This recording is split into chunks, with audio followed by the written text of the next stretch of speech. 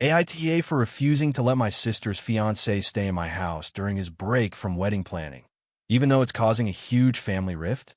So this is a bit of a long one, and honestly, I'm still shaking my head over how much drama this has caused. I, 32F, have always been close with my younger sister, Emily, 28F, but lately things have been spiraling out of control, mostly because of her fiancé, Jason, 30M. Emily and Jason have been together for about 5 years. They got engaged last year and set their wedding date for late next year. At first, everything was fine. We all got along, and I was genuinely happy for them. But as the wedding planning started ramping up, Jason started acting odd, more stressed than I've ever seen him, snapping at Emily over minor things, canceling plans last minute, and just generally being unpleasant. Emily confided in me that Jason was overwhelmed, which seemed normal given how weddings can get. But then he dropped a bombshell. About 2 months ago, Jason told Emily he needed a break from wedding planning. He said he was feeling trapped, overwhelmed, and needed space to think things through. This was a huge shock because they'd never talked about having cold feet or doubts before. Emily was devastated but agreed to give him some space, hoping it would help. This is where things get tricky. Jason asked Emily if he could stay at my house for a while, just to clear his head. Now, I have a small but comfortable place, and while I'm not super close with Jason personally, I agreed initially because I felt bad for him and wanted to support Emily by supporting him. The first week went fine. Jason kept to himself mostly, was polite, and said he appreciated the quiet. But then he started staying longer than he said he would. He went from a week to 2 weeks, then to nearly a month. Emily was texting me almost daily, saying she felt horrible and wished Jason would come home. But she also said she didn't want to force him.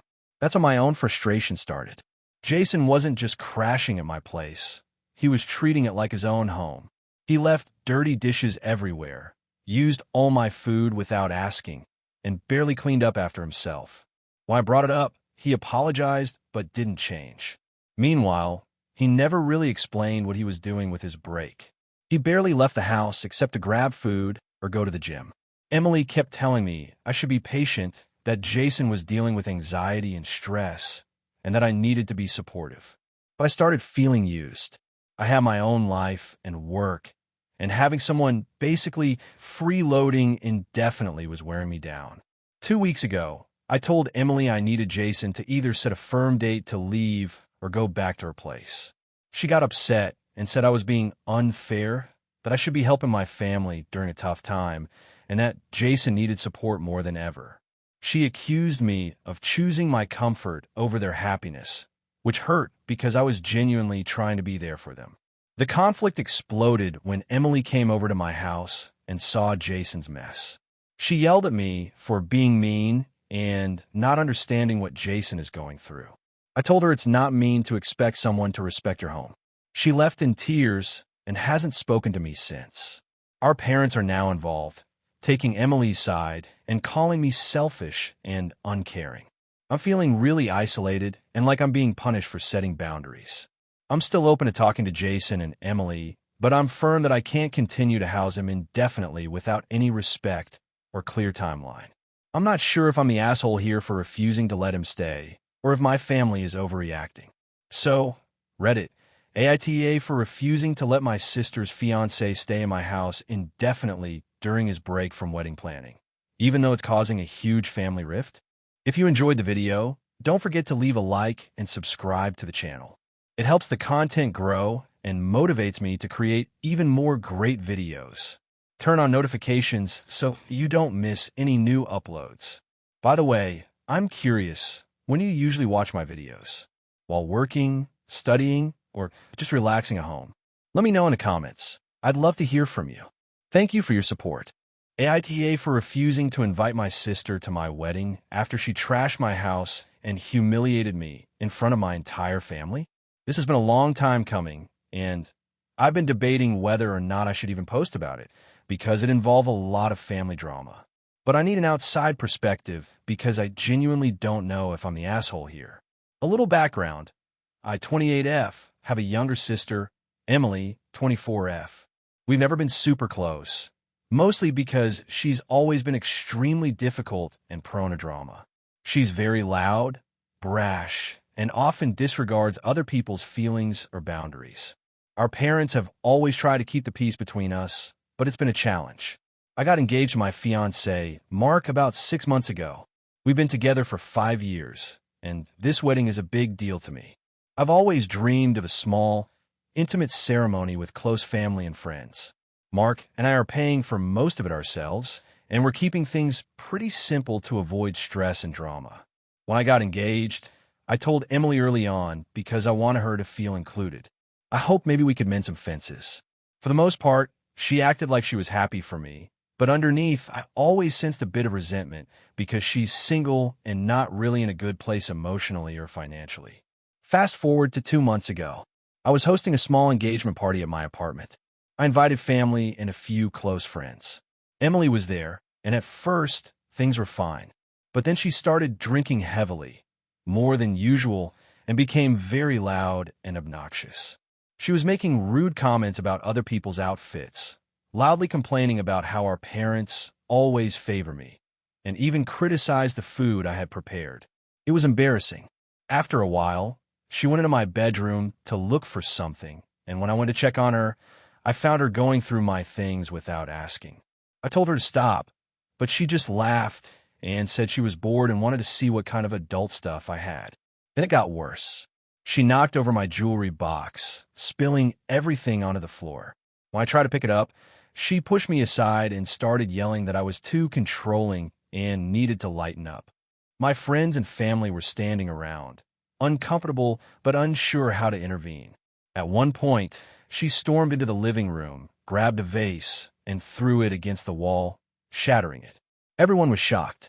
She then started insulting me openly, calling me a spoiled brat, and accusing me of being fake and shallow. She said my whole life was a lie and that I didn't deserve Mark or the life I was building. I was mortified and humiliated. My parents tried to calm her down, but she was having none of it. Eventually, my fiancé came over and told her to leave, which she did, but not before threatening not to attend the wedding and warning me that I'd regret excluding her. After the party, my apartment was a mess. Broken glass everywhere, some of my clothes stained or torn, and a few personal items missing. I had to spend days cleaning and replacing things. More importantly, I felt deeply betrayed and hurt. I told Emily that she was not welcome to the wedding because I couldn't trust her not to cause a scene or ruin what should be one of the happiest days of my life. She responded by blowing up my phone with angry texts and calling me selfish and cruel. She said I was choosing a perfect Instagram wedding over family, and that I was cutting her out without any effort to understand or forgive. My parents are divided. They say I should try to reconcile for the sake of family peace and to avoid more drama on the wedding day.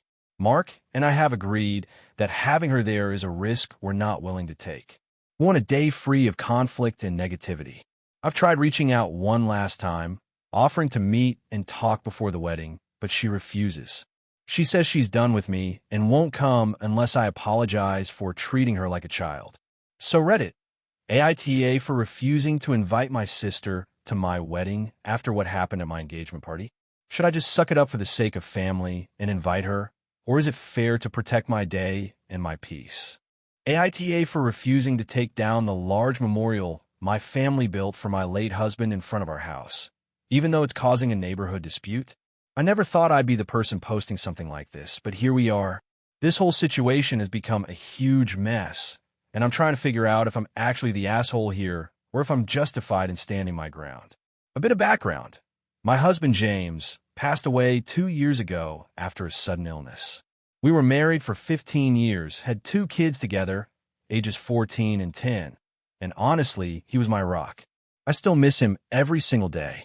After he died, I wanted to find a way to honor his memory in a way that felt meaningful, not just to me, but to anyone who knew him or cared about our family. So, about a year ago, I decided to build a memorial in front of our house. It's kind of a large setup, more than just a small plaque or a simple garden stone.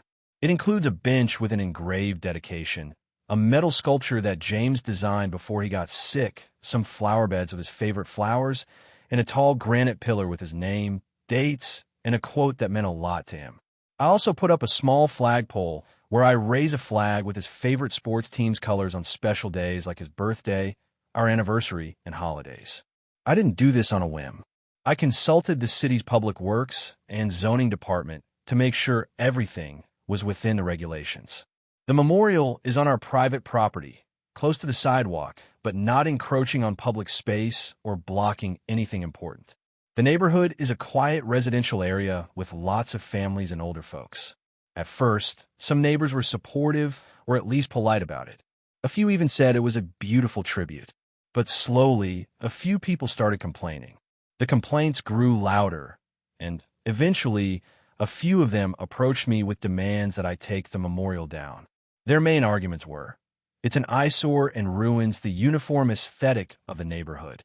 It's too big and too permanent for a residential front yard. They worry it will lower property values.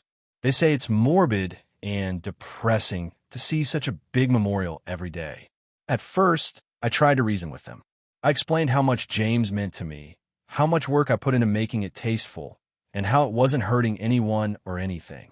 I reminded them it's on my property, within all legal guidelines, and that I'm not blocking anyone's view or access.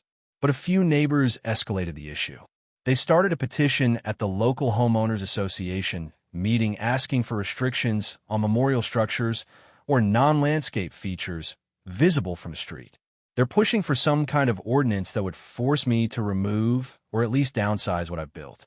The HOA president came to my door and asked me to consider the community and compromise, suggesting I at least remove the large granite pillar and the sculpture. I told them no, I'm not willing to remove parts of the memorial that have deep personal significance. I said I'd consider landscaping or adding some flowers to soften the look, but I'm not taking the entire thing down. Some neighbors have even started whispering behind my back, and I hear the occasional snide comment when I'm outside with my kids.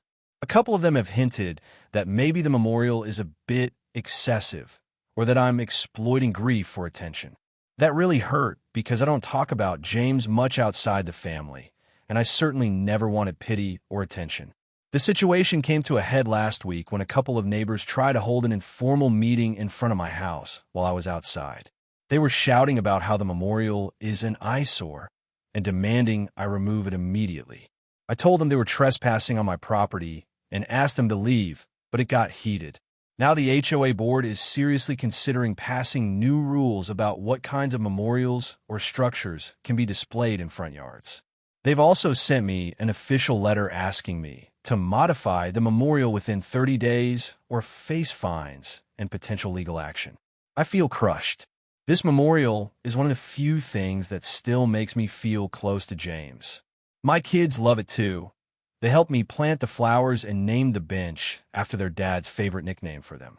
I've never asked anyone to support or even acknowledge it. I just want to keep it as it is.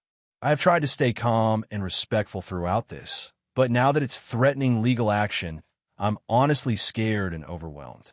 I want to stand up for myself and my family's right to honor James, but I don't want to become the crazy grieving widow or make the neighborhood hate me.